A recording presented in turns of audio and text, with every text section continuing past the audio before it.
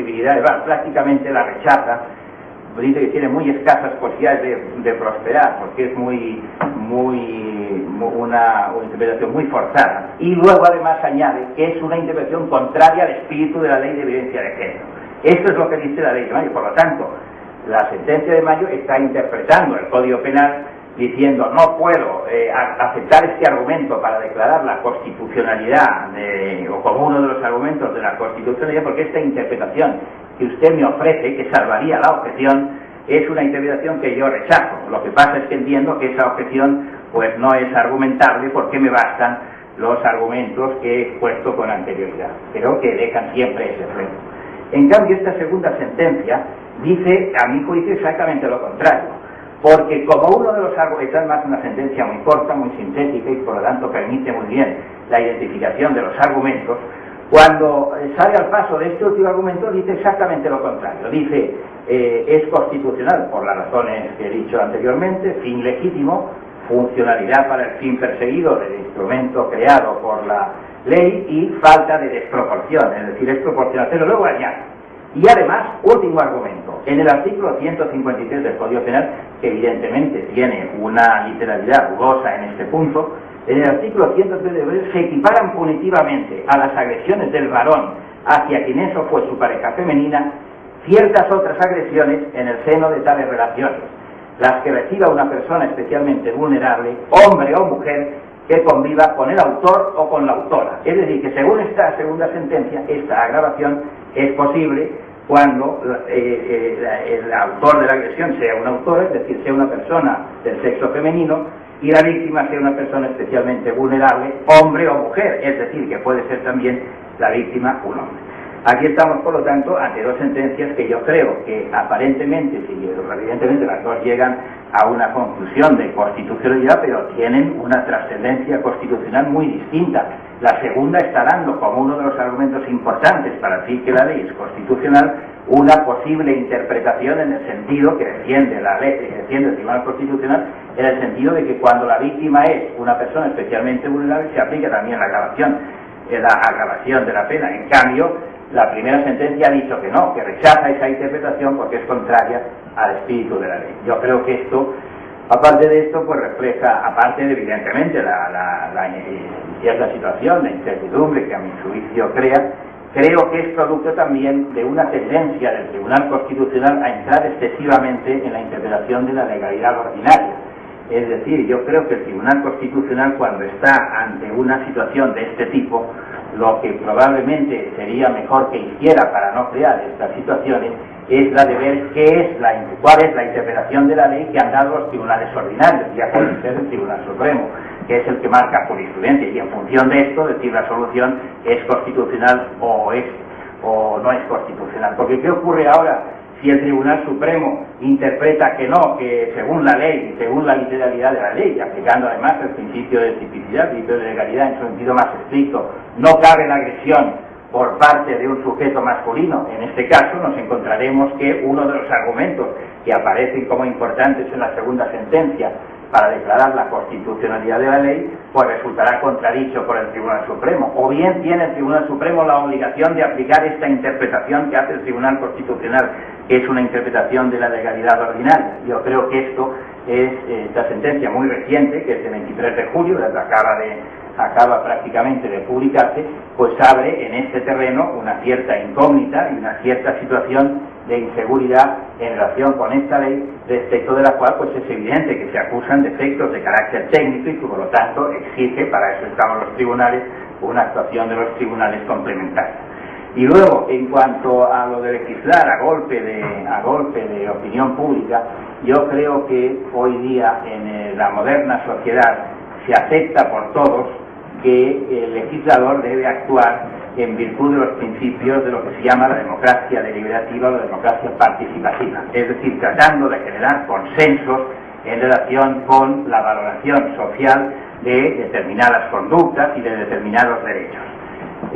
Probablemente en nuestra democracia pues queda mucho camino por recorrer para que se transforme verdaderamente en una democracia avanzada, como dice la Constitución, desde el punto de vista de esta generación de consensos a través del intercambio, del diálogo, de las discusiones y del intercambio de las deliberaciones. Pero eso no significa que sea malo el generar consensos y el atender a la opinión pública, es decir, eso no es malo. Lo que hay que hacerlo lo mejor posible, es decir, tratando de que los consensos que se vayan generando no respondan al suceso del día anterior, sino que tengan realmente que respondan realmente a una formación seria del consenso. Y creo también que los tribunales deben aceptar el papel que hasta el momento en España pues no han llegado realmente a aceptar, de ser los árbitros de la aplicación de ese consenso. Así se entiende la función de otros tribunales constitucionales, muy particularmente del Tribunal Supremo norteamericano, el cual no se considera el oráculo de la Constitución. La Constitución dice esto, dice lo otro. Por ejemplo, la cadena perpetua, ¿es constitucional o no es constitucional? No, el Tribunal Supremo norteamericano, y yo creo que esta es una idea que debe extenderse a todos los tribunales constitucionales. Lo que tienen que hacer es interpretar la Constitución, pero no solamente con la letra, sino también con el espíritu, salir, como decía un juez norteamericano, salir de las cuatro esquinas de la Constitución.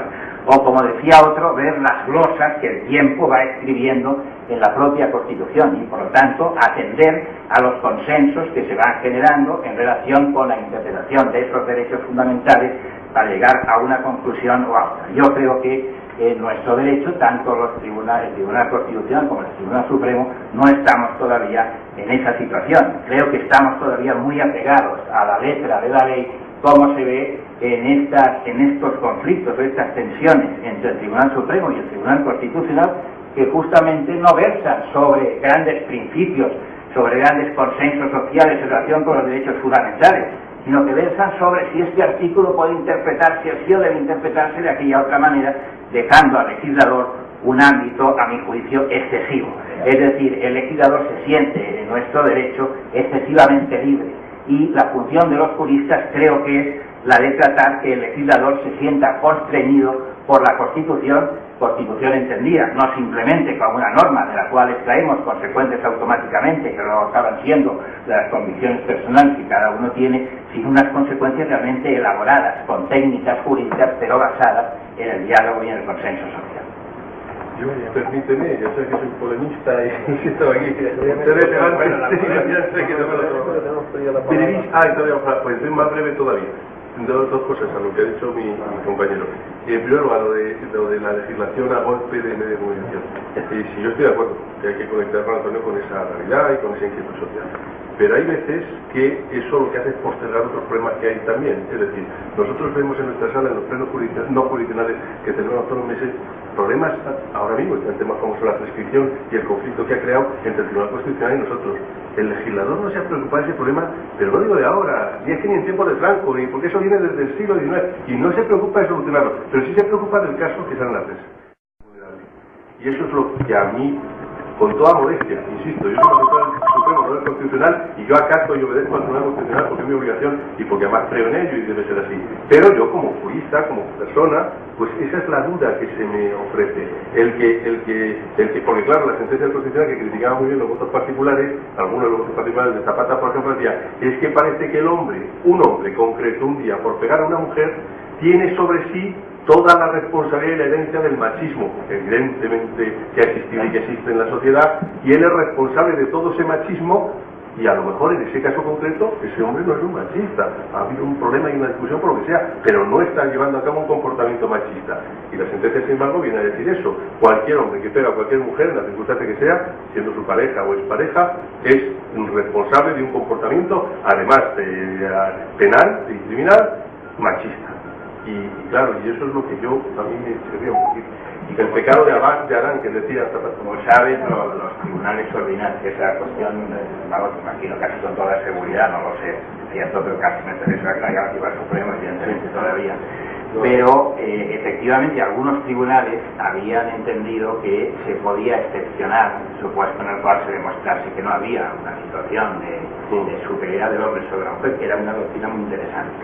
Yo creo que esa segunda sentencia no llega a tratarla, porque simplemente lo que hace es decir este argumento. Bueno, el autor puede ser también uno, pero no llega a penetrar en esta cuestión, porque entonces queda efectivamente ese problema. Bueno, pero si puede ser un hombre, porque está justificado, está proporcionado que el hombre no tenga, mejor dicho, que cuando la víctima es el hombre, tiene que ir o una persona en situación de inferioridad o en situación especialmente vulnerable, es necesario que se pruebe que se encuentre en esa situación de especial vulnerabilidad y en cambio no lo tenga que hacer la mujer. Eso es razonable, es proporcionado, o por el contrario es desproporcionado, y había allí una situación de discriminación. Este es un tema que evidentemente puede tratarse también dentro de esta cuestión, pero esa segunda sentencia lo elude, simplemente apunta que tomando en consideración que al hablar de reinserción y hablar de pena perpetua, para mí no tiene,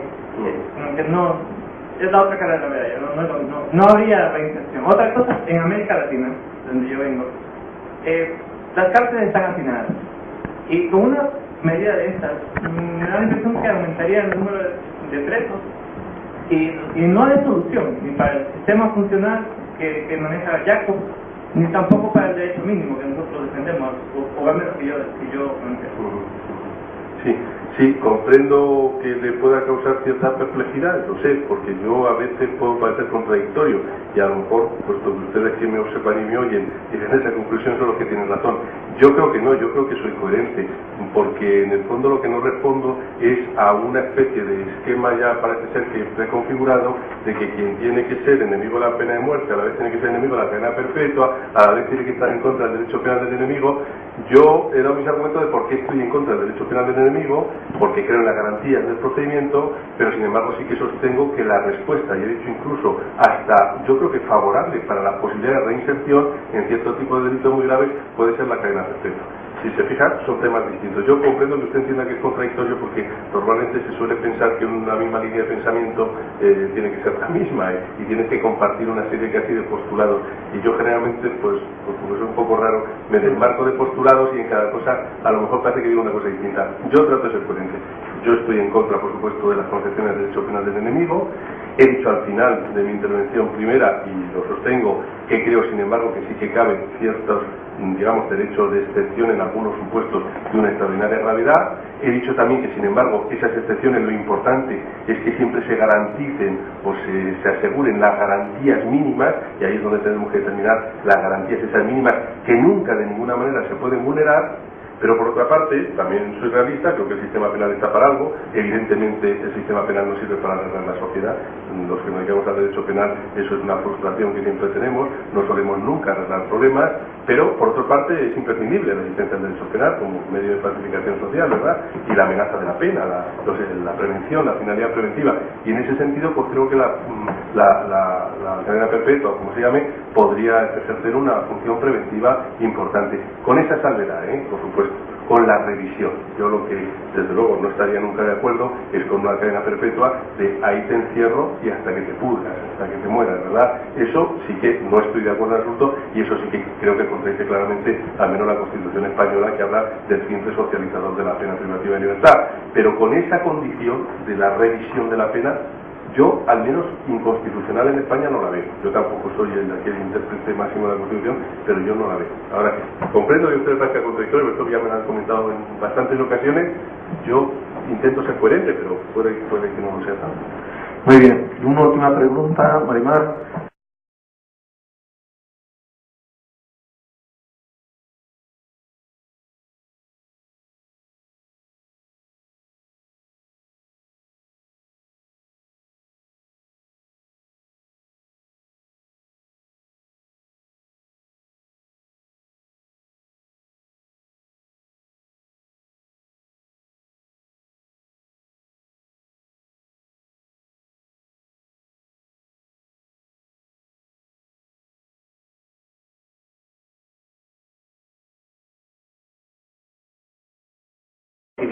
Prácticamente la rechaza, dice que tiene muy escasas posibilidades de prosperar, porque es una interpretación muy forzada, y luego además añade que es una interpretación contraria al espíritu de la ley de violencia de género.